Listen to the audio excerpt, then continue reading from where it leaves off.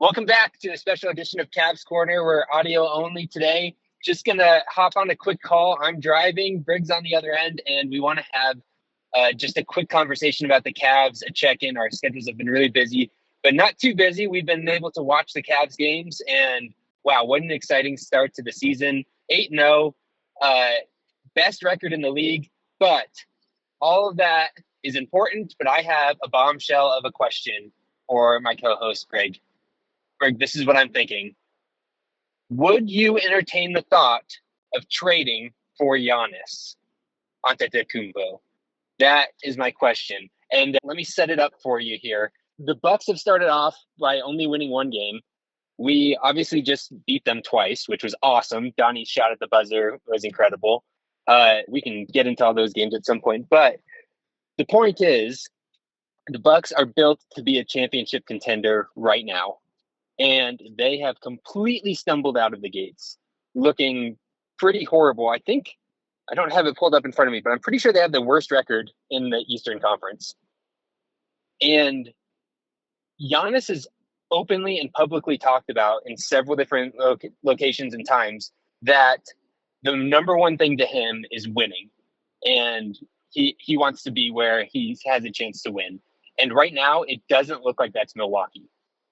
Here's one of the complicating factors is they have expended every trade asset. They don't have any draft picks to trade. They depleted their coffers to build up this team around Giannis, and now it looks like it's falling apart around him. And it also doesn't look like there's much hope for them to turn it around this season. The NBA is pretty unpredictable. You never know what's going to happen, but their team is getting really old. Chris Middleton is always injured, and small guards don't age well like Dame. And anyway, if Giannis grows unhappy in Milwaukee and wants a trade, I don't think Giannis is the type to demand a trade, but if he tells the Bucks, hey, look, I want to be somewhere where I can win, and it's just not happening here, would the Cavs be in position to trade for him? Now, let me lay out a few other factors. First thing is, he just signed an extension. So he's under contract for at least 3 more years, which is really exciting. So it wouldn't be a grenade that you'd be trading for. It'd be something that could last. Number 2, if you look at the salary structures, you can make it work. So this is the framework of the trade that I'm thinking. I would do, as much as it pains me to say this because he's my favorite player in the league, but you could do Darius Garland and Jared Allen and their salaries combine to basically match Giannis's. The Bucks might need to throw in some filler, but it'd be pretty minimal. So you could craft a trade from a salary standpoint that would work. Now let me hit 2 other points here, and then I'm going to pass it over. Sorry. Number 1 is normally you don't see good players traded for other good players. If you're trading a good player, normally you trade them for young, raw talent, rookies, or draft picks because you're going to blow it up. And also, usually teams who have other good players aren't looking to trade them away. But the Cavs are in a unique position where they have redundancy at both guard and forward, or guard and big, depending on how you look at it, where we'd be able to part with 2 of them and basically still have those 2 archetypes. Okay, and the other thing is the Bucks have traded all their draft picks. So even if they wanted to blow it up and rebuild, unless they trade for their draft picks back from the teams that they've traded them to already, they're not going to be able to rebuild by being bad. And so they'd want to be able to maintain some level of competence, be able to do with the framework of Darius and Jarrett. We saw the Cavs make it to the play-in with those 2 as basically the backbone. And the Cavs have a fairly deep roster we've seen so far this season where we'd be able to withstand the loss of those 2 and still fill in the roster around them. And then you're Giannis, Donovan Mitchell, and Evan Mobley, all under contract, all just signed extensions for the next 3 years, plus our deep bench around them to fill in the gaps. And I think it's too good of an opportunity to at least not explore. All right, that's a lot of setup. Oh, last thing, Jared Allen can't be traded until the trade deadline, so it would have to happen in February. But, okay, all that being said, what are your raw reactions? Yeah, the first thing I was going to say was the trade deadline thing with Jared Allen. So we got that out of the way. He can't be traded until the day before the trade deadline, like right then. So I think the Cavs. We've obviously started off 8-0. We play the Pelicans tonight on Wednesday night, and then we play the Warriors on Friday. But I don't know if I'm the Bucks. I don't know that I would want Jared Allen. I think that I wouldn't make the trade if I'm the Bucks unless I get Evan Mobley. I think from the Cavs perspective, it makes sense to trade Jarrett, but I don't think that the Bucks would be in a position where they'd want to trade for Jarrett Allen when they already have Brooke Lopez on the floor as a center. Obviously, he can step out and shoot it, but I think that they'd want another Giannis type player, and that's what Evan Mobley is.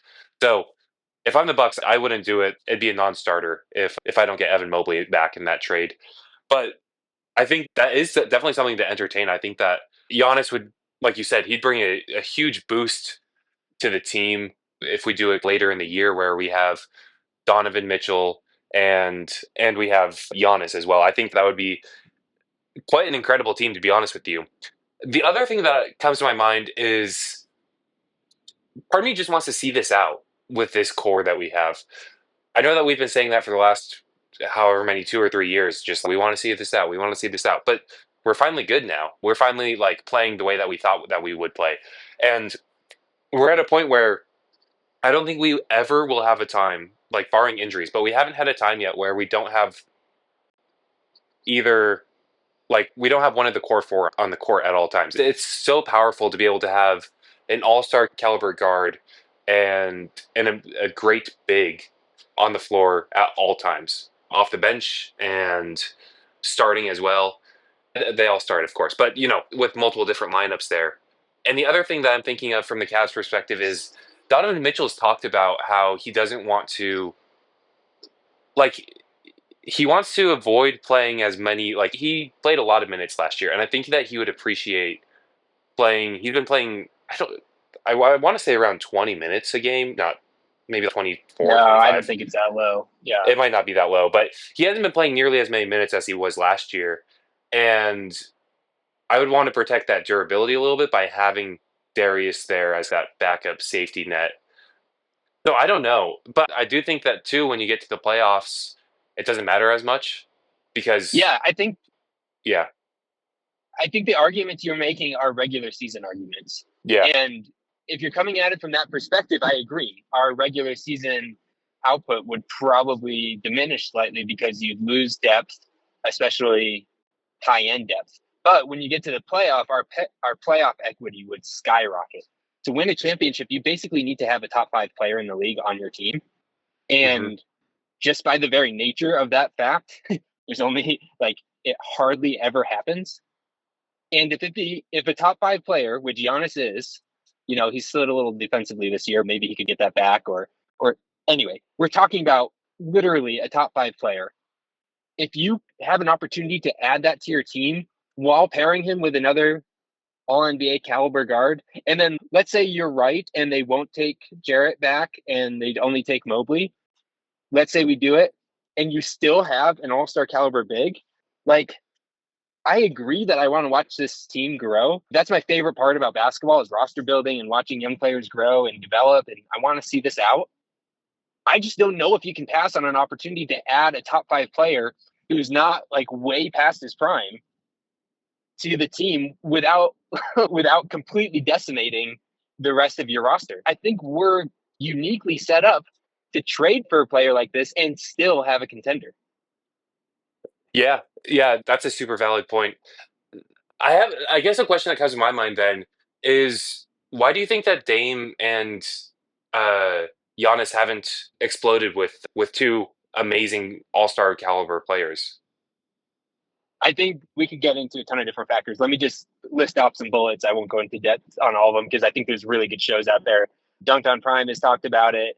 The Hoop Collective has talked about it. You can go find people who know the Bucks better than I do. But essentially, it comes down to the fact that Giannis's interior defense has slipped a little, or at least he's not performing as well. Chris Middleton is always injured and is out at the beginning of the year right now. Their role players either stink or are really old. And basically they're getting a huge zero from their shooting guard spot in the starting lineup, and Gary Trent Jr. has been an absolute non-factor for them. So basically, they're out of assets and they're out of depth, and everyone's aging, old, and injured. Okay. Yeah, that's fair. I guess I asked that question because I was thinking what would change with having Donovan Mitchell with him. And yeah, another factor that taking into consideration is Giannis's shooting. If you do have to give up Mobley, and then do you still start Allen alongside Giannis, or do you start maybe Dean Wade at the 4 and Giannis at the 5 and move Jarrett to the bench? Because I don't know that you can have two truly non-shooting bigs on the court at a time. I guess Giannis does shoot a bit, but it's not high volume, and he doesn't make many. Last year he shot 1.7 threes per game and averaged 27%. He's not really a big shooter. So I guess how do you think that would work in the playoffs? I do think it's an issue. And so if you're able to keep Mobley in the deal, the initial structure that I pitched, that helps because Mobley's developing an outside shot. He's certainly not a floor stretcher, but he's more than Jared is. But and you're right, spacing is a huge deal, especially with Giannis. You need the lane open for him to be able to be at his best. But I think, yeah, I honestly think Giannis probably shoots it as well as Mobley does right now. They're similar analogs. But I also think you'd have an opportunity to reconfigure the roster and make it better fit. It's almost like an asset play. Get a top 5 player in the door, add into your other all-NBA caliber guard, and then you've got a former all-star center plus a lot of good young players or role players that you could package together to beef up the roster if it doesn't work. I don't think it would have to like fire on all cylinders in year one. In fact, most teams that make huge team altering trades at the trade deadline, usually they don't make a splash that year. It's like the following year once the team has time to gel. So that's a factor. And also, when you're dealing with that kind of talent, maybe that just works itself out. I don't have a great answer for that. Spacing would be an issue. Yeah. But I think it's an issue that I'd be willing to deal with because spacing is an issue right now with our current roster. Yeah, that's fair. I guess one last point I have is Giannis needs the ball in his hands. Like, so much of his game is predicated on driving and bringing the ball up the floor. And so that might be a little clunky with Donovan. I think that's less of an issue than I think that'd be more of an asset than an issue, honestly. I think that they'd be able to figure out a way to work that out, like what you were saying. To have the opportunity to get a top 5 player. And one last thing, I think I can't discount the depth when it comes to the playoffs. When you look at the playoffs every year, the best teams coming into the year, it seems like there's almost always injuries that cripple teams' playoff hopes. And so then you start to look at Donovan Mitchell. He's no longer in his early 20s. He's in his late 20s. Giannis is already in his 30s. And so you just really hamper that depth when it comes to the playoffs. And so you're really banking on just nobody having an injury that would really keep them out of the playoffs. And so that's one thing that I've really actually liked about this team so far this year is I feel like we're going to be capable of sustaining this run. Maybe not going undefeated throughout the season, of course, but sustaining a run of if players get injured, we have the depth to be fine even with that. So you said it playoffs, but I actually think your argument again is a regular season argument. I think we have the depth to withstand injuries in the regular season and win those games.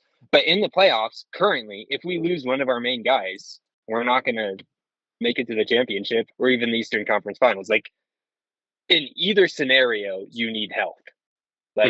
In either scenario, if you lose one of your 3 or 4 best players in the playoffs, you're not going to reach your goals. That's just a fact. And so it's something to consider, but you have to consider it no matter what the team looks like, really. And so unless you're trading for someone who's super injury prone, and I would actually argue that Giannis is the opposite. Like he's recovered from injuries faster than anyone in the history of the league has recovered from some injuries. So I think you could overcome that. And to be clear, let me just say this. I'm not saying that we should for sure do it. And I'm not saying that the Bucks would even entertain it. But I think if you're the Cavs front office, you need to explore the possibility. And I'm leaning toward, if it was available, that I would do it. But I'm not saying like you have to or you'd be stupid not to. I just think it's an interesting conversation given the way the beginning of the season's played out. Yeah, no, I agree with you there, and I think that we would have the shooting to put around Giannis too. With Sam Merrill, we'll get Max Strus back, George Niang, Dean Wade. That's four very capable role players that can shoot, along with Donovan Mitchell. Ty Jerome he's absolutely capable of shooting as well. Isaac Okoro is nobody really knows. He hasn't shown or proven to be all that amazing from high volume at three. But I think so. I can see where you're coming from there. I can see a potential route where that could be successful. I guess we'll see if the Bucks end up turning it around before the trade deadline. Because if it is that Jarrett Allen, we'd have to be banking on the Bucks to just truly be bad this year, and they would need to be looking at blowing it up. Yeah, and I think that's a real possibility, which is why I want to have this conversation now, because we'll see how things play out, but we might be ahead of the curve here. Play out the string on this. Think about what our roster would look like if we were able to get something like this done. You'd have a backcourt of Donovan Mitchell plus pick your poison. Essentially, you could slot Karis LeVert in there. I don't love his playmaking, but he could do it. If you want more defensive, you could go Isaac. If you want more shooting, you could put Merrill there. You could elevate Ty Jerome to the starting one and then leave Donnie at two.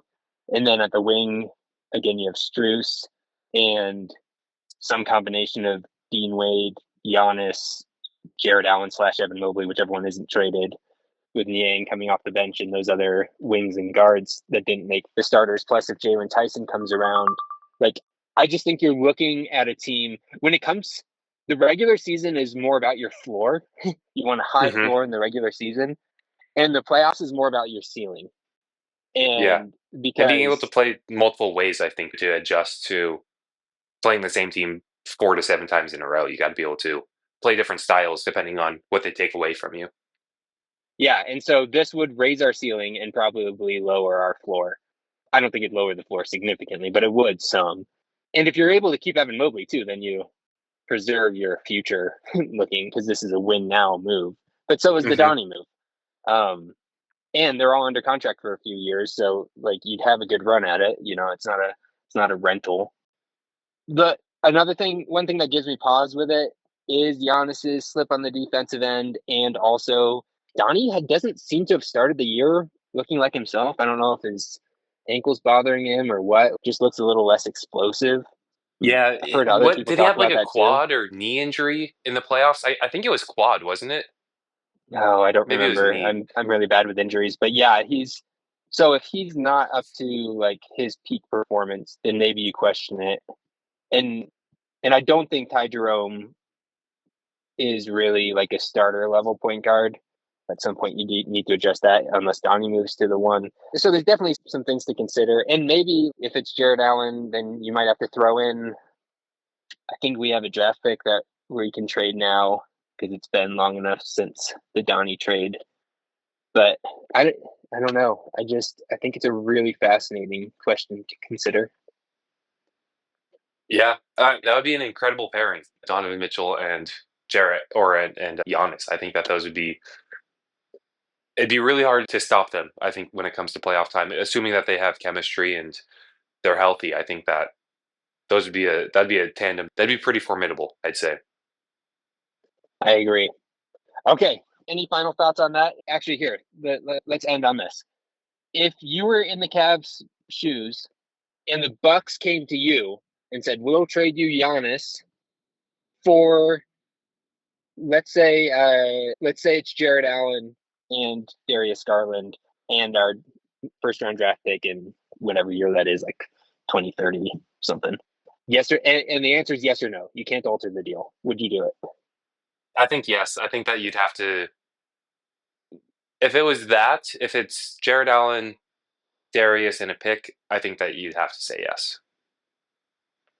I think so too. And maybe that's not realistic, but I actually think from the Bucks' perspective, you stay competitive, and then you could offload Dame and Lopez and try to get picks for them. while still, and Garland and Allen are young enough and good enough to both build around for the future and give the fans something exciting. Like it, honestly, they might be better this season with those two players. Yeah. So I don't know. Okay, that's very interesting to think about. There's way more important and pressing Cavs topics that we need to get to because of just how well the season started. But I just can't get this out of my mind and had to talk to you about it. Stay tuned for another podcast. But for now, thanks for joining us on this. And like Brig predicted at the beginning, we're on a pace for 82-0. So let's keep that going. Until next time, go Cavs.